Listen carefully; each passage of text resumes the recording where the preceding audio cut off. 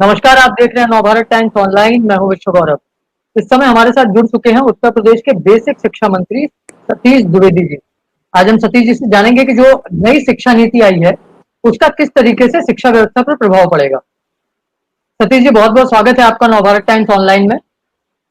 जी धन्यवाद। सतीश जी, मेरा पहला सवाल है कि नई शिक्षा नीति के मुताबिक स्कूली शिक्षा व्यवस्था का जो पूरा स्ट्रक्चर है उसे 4 हिस्सों में बांटा गया है।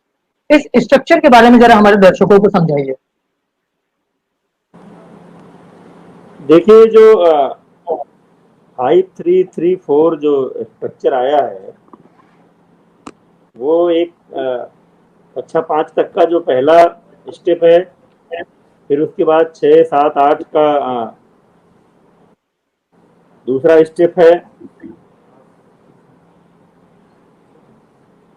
और उसके बाद जो सेकेंडरी एजुकेशन का स्टेप है, माध्यमिक का। फिर उसके बाद 4 ईयर के डिग्री कोर्स का स्ट्रक्चर का आया है। इसमें अलग अलग स्टेप पर भी लोगों को क्वालिफाई करने की बात आई है कि कोई अगर 1 साल ही पढ़ाई करता है इंटरमीडिएट के बाद तो उसको भी सर्टिफिकेट कोर्स मिले। कोई 2 साल पढ़ाई करता है तो उसको डिप्लोमा कोर्स मिले। कोई 3 साल पढ़ाई करता है तो उसको डिग्री सर्टिफिकेट मिले। और अगर कोई 4 साल पढ़ाई करता है और कुछ जो थीसिस करनी होती है, डिजर्टेशन करना होता है, रिसर्च वर्क करना होता है उसके साथ, तो वो उसके बाद पीएचडी करने की छूट भी यूनिवर्सिटी लेवल की संस्थाएं उसको दे सकती हैं। तो एक बड़ा एक संरचनात्मक परिवर्तन इसमें आया है। सतीश जी, अब ये नई शिक्षा नीति जी जी जिसके परिणाम स्वरूप 1 साल में ही 4 ईयर का कोर्स करने के बाद 1 साल में ही पीजी की डिग्री मिल जाएगी। उसके बाद आदमी पीएचडी में चला जाएगा, तो इससे समय बचेगा बच्चों को। जी। सतीश जी, नई शिक्षा नीति के बाद टीईटी का पैटर्न क्या रहने वाला है? नहीं, टीईटी के बारे में तो स्वीकार किया गया, टीईटी रहेगा ही।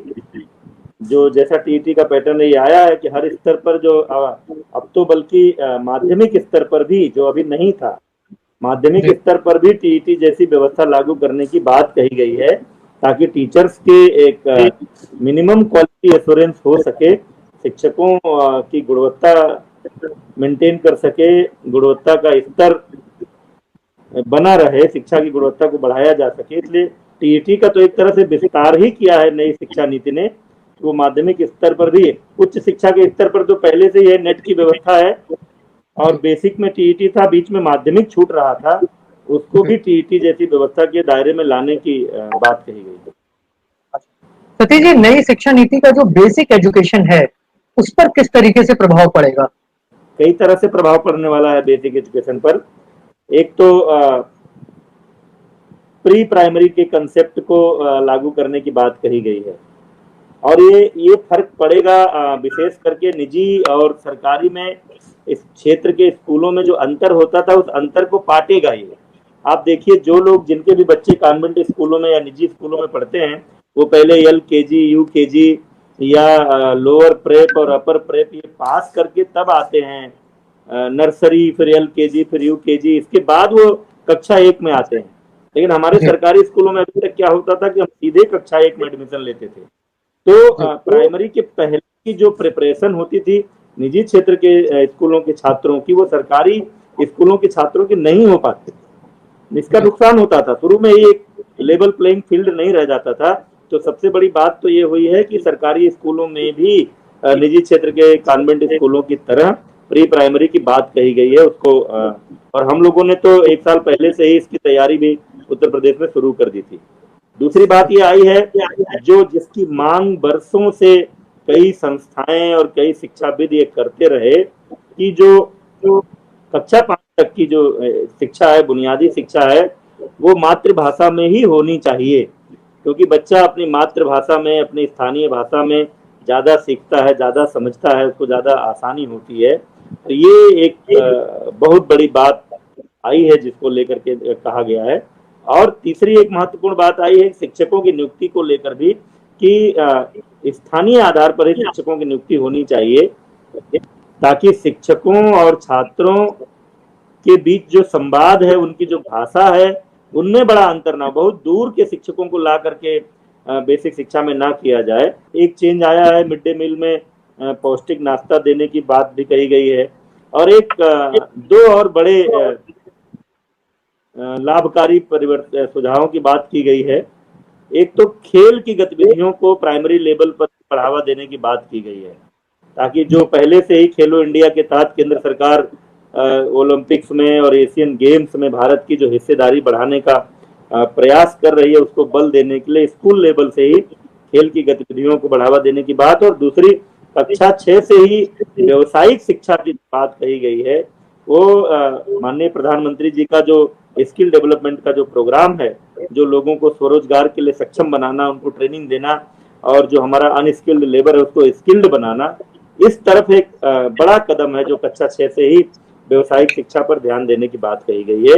एनसीईआरटी का पाठ्यक्रम लागू करने की बात कही गई है। जैसे उत्तर प्रदेश में तो हमने तैयारी कर रखी है, हम 2021 से जो हमारा सत्र शुरू होगा उसमें हम एनसीईआरटी का पाठ्यक्रम लागू कर देंगे। तो ऐसी कई चीजों की ओर इशारा किया गया है जो निश्चित रूप से वर्तमान परिस्थितियों, वर्तमान की आवश्यकताओं और भविष्य की चुनौतियों को देखते हुए आवश्यक है। सतीश जी, विपक्ष लगातार ये आरोप लगा रहा है कि नई शिक्षा नीति से सिर्फ एक विचारधारा को पोषित करने की तैयारी है। इस आरोप पे क्या कहना चाहेंगे आप? नहीं, ये आरोप मिथ्या है। आपने देखा है, पहली बार ऐसा हुआ है कि कोई नीति बनाते समय इसके जितने स्टेक होल्डर हैं, जितने इसके पक्ष थे, चाहे वो कुलपति रहे हों, चाहे कॉलेजेस के प्रिंसिपल रहे हों, टीचर्स रहे हों, या बच्चे रहे हों, शिक्षकों के संगठन हों, छात्रों के संगठन हों, बड़ी संख्या में पिछले, ये कोई एक वर्ष की देन नहीं है शिक्षा नीति। मोदी सरकार जब से केंद्र में आई है 2014-15 से ही इस पर सरकार एक्सरसाइज कर रही थी, और देश में लाखों लोगों के सुझाव मांगे गए हैं, उनको संशोधनों को स्वीकार किया गया है, तमाम विद्वानों से विचार विमर्श किया गया है। और जो कमेटी बनी थी नई शिक्षा नीति के लिए, उस कमेटी में भी किसी विचारधारा का कोई व्यक्ति नहीं है। आपने नाम सुना है, प्रोफेसर के कस्तूरी रंगन उस कमेटी के चेयरमैन थे, जो इस देश के इसरो के भी चेयरमैन रहे हैं, बड़े वैज्ञानिक के रूप में जाने जाते हैं। सरकार ये चाहती थी कि जो इस समय देश की जरूरतें हैं, जो दुनिया की परिस्थितियां हैं, उसके अनुसार हमारी श्रम शक्ति, हमारा जो छात्र है वो तैयार हो सके। इसलिए ये आरोप लगाना कि किसी अब विचारधारा कोई, अगर किसी नीति में राष्ट्रीयता की बात की जाए, अगर किसी नीति में मातृभाषा की बात की जाए, अगर किसी नीति में बच्चों के शरीर सौष्ठव के विकास की बात की जाए, खेल में देश को आगे ले जाने की बात की जाए, गणित में आगे ले जाने की बात की जाए, भाषा में आगे ले जाने की बात की जाए, तो अगर यह भी किसी विचारधारा से प्रेरित किसी को लगता है तो फिर क्या कह सकते हैं। सतीश जी, कहते हैं कि जब नींव मजबूत होती है तभी महल अच्छा बनता है। नई शिक्षा नीति के मुताबिक औपचारिक शिक्षा आंगनबाड़ी केंद्रों के माध्यम से दी जाएगी। इसके लिए संभवतः 6 महीने का डिप्लोमा का भी कुछ प्रावधान किया गया है। लेकिन क्या 6 महीने की ट्रेनिंग में वे बेसिक एजुकेशन देने के लिए दक्ष हो पाएंगे? नहीं, ये बात समझने में गलती हो रही है। जो प्री प्राइमरी की बात की गई, जिसको आप किंडरगार्टन कहते हैं, केजी कहते हैं, या प्ले बे कहते हैं, उनको भी सरकारी क्षेत्र में, निजी क्षेत्र में तो है ही। आप निजी क्षेत्र के किसी स्कूल में जाएंगे तो कक्षा 1 में एडमिशन नहीं होगा, आपको LKG में, प्ले में, नर्सरी में एडमिशन कराना पड़ेगा। सरकारी क्षेत्र के लिए भी कहा है कि उसी तरह का सिस्टम हो। बच्चा अभी जो हम 6 साल की उम्र में उसका प्रवेश लेते हैं, 3 साल की उम्र में ही उसको प्री प्राइमरी में प्रवेश लेने को कहा गया है। और चूंकि उसका स्ट्रक्चर हमारे गांव-गांव में है, आंगनबाड़ी सेंटर बने हुए हैं, आंगनबाड़ी सेंटर बच्चों के लिए ही बने हुए हैं, तो ये हुआ कि उन आंगनबाड़ी में काम करने वाली कार्यकर्त्रियों को 6 महीने का प्रशिक्षण दे करके उनको इस योग्य बनाया जाए कि वो बच्चों को रंग की पहचान करा सकें, बच्चों को अक्षर की पहचान करा सकें, बच्चों को खेल खेल में कुछ सिखा सकें, कहानी सिखा सकें। इतना भर्त करना है उनको, केवल बच्चे को कक्षा 1 के एडमिशन के लिए तैयार करना है। तो अच्छी बात यह है कि जिस आंगनबाड़ी का पूरा उपयोग नहीं हो पा रहा था, अभी आंगनबाड़ी की बिल्डिंग बन जाती थी, आंगनबाड़ी कार्यकर्त्री हो जाती थी, उसका काम होता था केवल जो महिलाएं हैं गर्भवती और ये सब, उनको पौष्टिक आहार उपलब्ध कराना। अब वो महिलाएं बच्चों को स्कूल के लिए 3 से 6 साल की उम्र के बच्चों के लिए, वो महिलाएं, उनको एक काम भी मिल जाएगा और इन संसाधनों का हम अच्छा उपयोग भी कर सकेंगे। और वहां से निकले हुए बच्चे जब कक्षा 1 में एडमिशन लेंगे तो बहुत आसानी से वो हमारे चीजों से जुड़ सकेंगे। सतीश जी, 2019 दिसंबर की एक रिपोर्ट है जिसके मुताबिक प्रदेश में 41% से ज्यादा आंगनवाड़ी केंद्रों में बिजली की व्यवस्था नहीं है। 28,000 से ज्यादा आंगनवाड़ी केंद्रों में शौचालय नहीं है। 16,000 से ज्यादा आंगनवाड़ी केंद्रों में पीने के साफ पानी की व्यवस्था नहीं है। ऐसे में 100% साक्षरता और ये जो आपने पूरा बताया कि किस तरीके से वहां पे बच्चों को सिखाया जाएगा, वो सब कैसे हो पाएगा? ये तो बेसिक चीजें हैं जो होनी चाहिए। ये नहीं, ये इसीलिए नहीं था क्योंकि आंगनबाड़ी केंद्र जो है वास्तव में जो जितनी उनकी उपयोगिता है उतना काम वहां से लिया नहीं जा रहा था। केवल एक ही जी। काम तो आंगनबाड़ी का अभी तक रह गया था कि पौष्टिक आहार आते थे और पौष्टिक आहार आंगनबाड़ी के माध्यम से महिलाओं को, बच्चों को बढ़ जाता था। अब निश्चित रूप से अब उनको भी एक विशेष काम मिल गया है, बच्चों को स्कूलिंग के लिए तैयार करने का काम मिल गया है। तो इसका एक अच्छा प्रभाव ये होगा कि आंगनबाड़ी की व्यवस्थाएं भी ठीक हो जाएंगी। सतीश जी, बेसिक शिक्षा को लेकर आप लंबे समय से काम कर रहे हैं। एक मंत्री के तौर पर आपने सबसे ज्यादा फोकस किस चीज पे किया?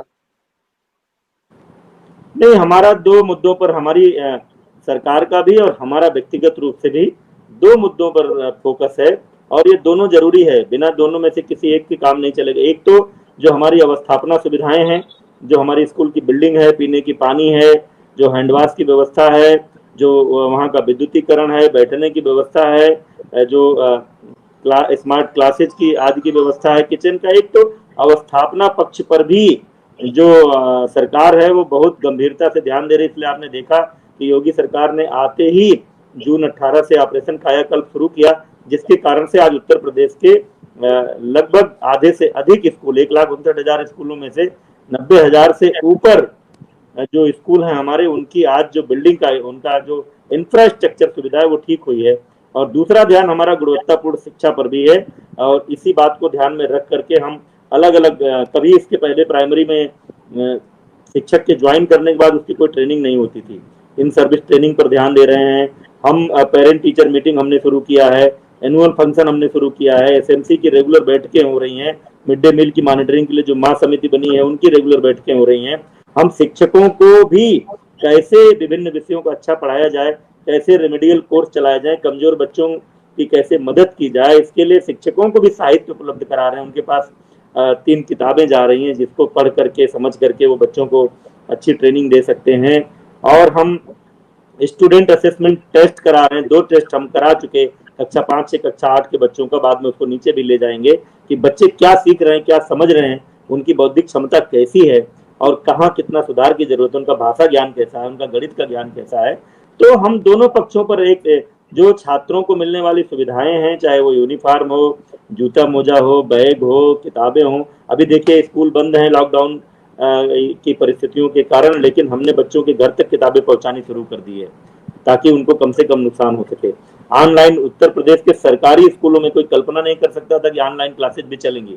हम ये नहीं कह रहे हैं कि हम सभी बच्चों तक वो पहुंचा पा रहे हैं, लेकिन हमने कोशिश की है पहली बार और उसमें एक शुरुआत हुई है और एक हद तक हम उसमें सफल भी हुए हैं। तो अवस्थापना सुविधाएं भी ठीक हों और शिक्षा की गुणवत्ता भी बढ़े, लोग नियमित रूप से स्कूल आए और हमारे स्कूलों में जो गांव, गरीब, दलित, पिछड़े वर्ग के जो बच्चे पढ़ते हैं उनको ये अनुभव ना हो कि संपन्न लोगों के बच्चे जो पढ़ते हैं उसकी तुलना में हम कहीं पीछे हैं। हम इस खाई को पाटने की लगातार कोशिश करें। सतीश जी, ऑनलाइन शिक्षा की आपने बात की, ये एक समय की जरूरत बनती हुई दिख रही है कि जैसा माहौल लग रहा है उससे लग रहा है कि अभी ये लंबा खिंचेगा। तो ऐसे में ऑनलाइन एजुकेशन को लेकर के प्राइमरी स्कूलों में खासकर क्या कुछ खास तैयारी चल रही है आपकी तरफ से? नहीं, एक तो जब लॉकडाउन हुआ था उसी समय से हम लोगों ने शुरू कर दिया था। 2-3 माध्यमों का हम उपयोग कर रहे हैं, वो आज भी चल रहा है। व्हाट्सएप का इस्तेमाल बड़ी संख्या, क्योंकि गांव में भी ज्यादातर लोगों के पास फोन में व्हाट्सएप की सुविधा है। तो हमारे टीचर्स ने गार्जियंस के नंबर लेकर के अभिभावकों के व्हाट्सएप ग्रुप बनाए हैं। व्हाट्सएप के माध्यम से होमवर्क देते हैं बच्चों को, फिर बच्चे अपना होमवर्क करके व्हाट्सएप पर भेजते हैं, टीचर देखती हैं, फिर उसके बाद उनको भेजते हैं। एक तो ये हमने दूरदर्शन उत्तर प्रदेश का भी उपयोग किया है, इसमें बहुत साथ दिया हमारा दूरदर्शन ने। 24 मार्च का जो लॉकडाउन शुरू हुआ उसके बाद से ही, अप्रैल से ही हम लोगों ने शुरू कर दिया था। तो दूरदर्शन पर कक्षा 1 से लेकर कक्षा 8 तक के कार्यक्रम अभी तक भी रोज दिखाई जा रहे हैं। दीक्षा पोर्टल जो भारत सरकार का है, जिस पर हमारे अपने बेसिक शिक्षा के उपयोग के 5,000 से अधिक वीडियोज उस पे मौजूद हैं उनका माध्यम का उपयोग कर रहे हैं। हम कई और माध्यमों का उपयोग करके कोशिश कर रहे हैं कि बच्चे थोड़ा वो जो एक भयावह वातावरण बना हुआ था उससे भी बाहर निकले और कुछ भरपाई उनकी हो सके। इसी बात को ध्यान में रख करके हमने किताबें भी उनके अभिभावकों के माध्यम से उनके घरों तक पहुंचाना शुरू कर दिया है। लगभग लोगों के पास तक किताबें पहुंच गई हैं। तो ये सारी कोशिश हम लोग कर रहे हैं कि ये ना लगे कि सरकारी स्कूलों में पढ़ने वाले बच्चे अन्य दूसरे संस्थानों में पढ़ने वाले बच्चों की तरह की सुविधाओं से वंचित हैं, ऐसा ना हो ये कोशिश कर रहे हैं। सतीश जी, एक बड़ा सवाल रहता है सरकारी प्राइमरी स्कूलों को लेकर कि वहाँ की व्यवस्थाएं, वहाँ पर अच्छी व्यवस्थाएं नहीं है। इसी वजह से लोग निजी सेक्टर के विद्यालयों की तरफ देखते हैं। हमने कुछ आम लोगों से बात की, उनके कुछ सुझाव है। उनमें एक बेहद रोचक सुझाव था कि अगर ये नियम लागू करा दिया जाए कि सभी सरकारी अधिकारी अपने बच्चों को सरकारी स्कूल में पढ़ाएंगे, कम से कम प्राइमरी तक, तो उनकी हालत सुधर जाएगी। ऐसी बातें लगातार सोशल मीडिया पे भी उठती रहती हैं, आपने भी देखी होंगी। तो इस सुझाव पर क्या लगता है आपको? नहीं, ये बड़ा पॉपुलर स्टेटमेंट है। मैं तो इसको थोड़ा और विस्तार देना चाहता हूँ। केवल जी, सरकारी अधिकारियों के बच्चे ही क्यों स्कूलों में पढ़ें, ये क्यों न जी, तय कर दिया जाए। जो एक बार बात आई थी बहुत पहले, कोई दायरा तय करना पड़ेगा। 1 किलोमीटर 2 किलोमीटर उस दायरे में अगर कोई उद्योगपति रहता है, कोई बड़ा पत्रकार रहता है, कोई किसी भी विधा के कोई अभिनेता रहते हैं, कोई बड़े ठेकेदार रहते हैं, तो ये जब सोचना पड़ेगा तो केवल सरकारी अधिकारियों के लिए नियम नहीं बनाया जा सकता।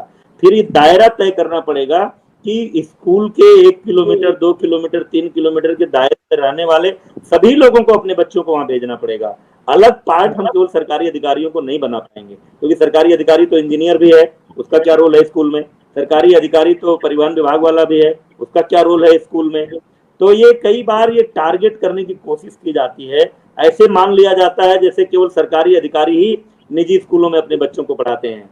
तो ये तो मतलब कोई ऐसा फील्ड बताइए जिस फील्ड से जुड़े हुए लोगों के बच्चे प्राइवेट स्कूल में ना पढ़ते हों।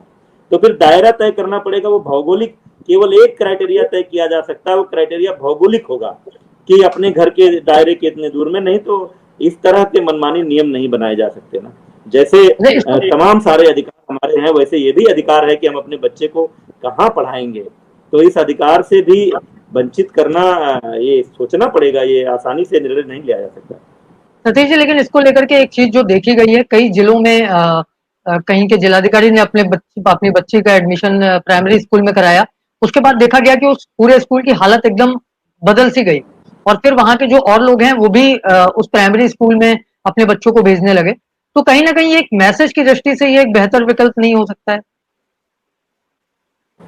देखिए, कई चीजें तो कई बार सांकेतिक होती हैं। जी, थोड़ा सा आगे सर्वे किया जाए, ऐसे कुछ केसेस की स्टडी की जाए कि कितने दिनों तक उन लोगों ने अपने बच्चों को सरकारी स्कूलों में पढ़ाया। जी, क्या बच्चा अभी खेल रहा है, स्कूल जाने की उम्र में नहीं है, इस नाते हो गया, या कोई और परिस्थिति है। देखिए, मैं बार बार कहता हूं कि टोकनिज्म से बाहर निकलना पड़ेगा हम लोगों को। ये कई बार न्यूज में आने की जो गतिविधि होती है, थोड़ा उससे बाहर निकलना पड़ेगा, उसकी स्थायित्व को देखना पड़ेगा। थोड़ा ऐसे लोगों का अगले 8-10 सालों तक अध्ययन करिए ना कि वो कहाँ अपने जी, बच्चों को पढ़ा रहे हैं। तो और हमने तो खोल दिया है सबके लिए दरवाजा। हमने कहा है कि आप एक लेटर ऑफ इंटेंट लिखिए, आप हमारे बीएससी को लिखिए कि हम फला स्कूल को गोद लेना चाहते हैं। आप पत्रकार हो, आप व्यापारी हो, आप सामाजिक कार्यकर्ता हो, आप सरकारी अधिकारी हो। हमने तो सभी सरकारी अधिकारियों से अनुरोध भी किया था कि एक एक जिला स्तर के अधिकारी कम से कम एक एक स्कूल को गोद ले लें, वहां आए जाएं, उसका निरीक्षण करते रहें। अपने आप उस स्कूल की व्यवस्था ठीक हो जाएगी। ऐसे जी, कितना, अगर केवल वही स्कूल ठीक होगा जहां मंत्री का बच्चा पढ़ेगा, केवल वही स्कूल ठीक होगा जहां डीएम का बच्चा पढ़ेगा, केवल वही स्कूल ठीक होगा जहां बीएसए का बच्चा पढ़ेगा, तो इस तरह से हम कितना स्कूल ठीक कर पाएंगे। जी, इस आधार पर काम नहीं, एकमात्र इतना ही सोल्यूशन नहीं है। फिर कई तरह के फरमान जारी करने पड़ेंगे कि सारे लोग सरकारी अस्पताल में ही इलाज कराएं, कोई निजी अस्पताल में ना जाए। तो इस तरह की, देखिए, इस दौर में सरकारों के ऊपर इतनी निर्भरता भी नहीं पैदा की जा सकती। क्या ये जी, स्थिति है कि हम कोई आदेश जारी करें कि सब लोग सरकारी अस्पताल में इलाज कराएं, निजी अस्पताल में ना जाएं, सब लोग अपने बच्चों को सरकारी स्कूल में ही पढ़ाएं? तो ये संभव नहीं है इतनी बड़ी जनसंख्या को देखते हुए। जी। ठीक है सतीश जी, बहुत बहुत शुक्रिया आपका नवभारत टाइम्स ऑनलाइन से जुड़ने के लिए। बहुत धन्यवाद।